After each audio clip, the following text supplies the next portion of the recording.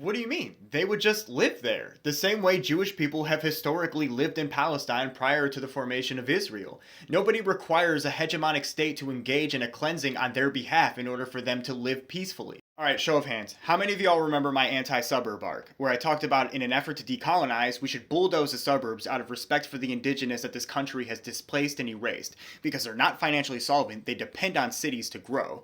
Because they're a waste of land and resources. And instead, we should commit to repairing the ecosystem that we have destroyed and furthering urbanization projects. And the response I got from suburbia is, well, what's going to happen to us? You're displacing us. See, there's something that happens within a liberal's mind when they hear something like decolonization or reparations.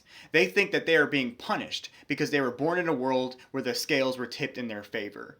You are not suffering because people are calling for balance. Now, growing up my whole life, I've always heard about the two-state solution. Oh, we need a two-state solution.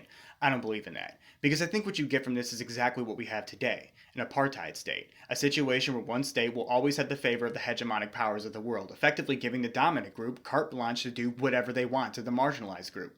And being black, I think about segregation, I think about Jim Crow, I think about redlining.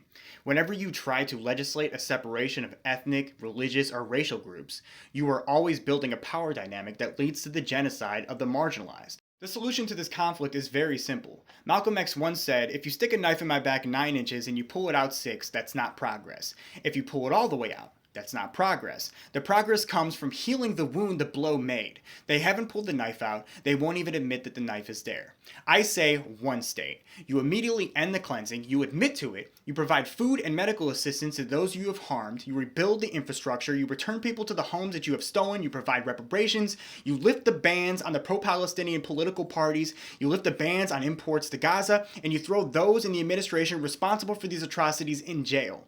As a dominating power committing human rights violations, it is your responsibility to put in an insurmountable effort to rebuild what you have dismantled, to regain the trust that you have broken, and to repair the relationships that you have destroyed.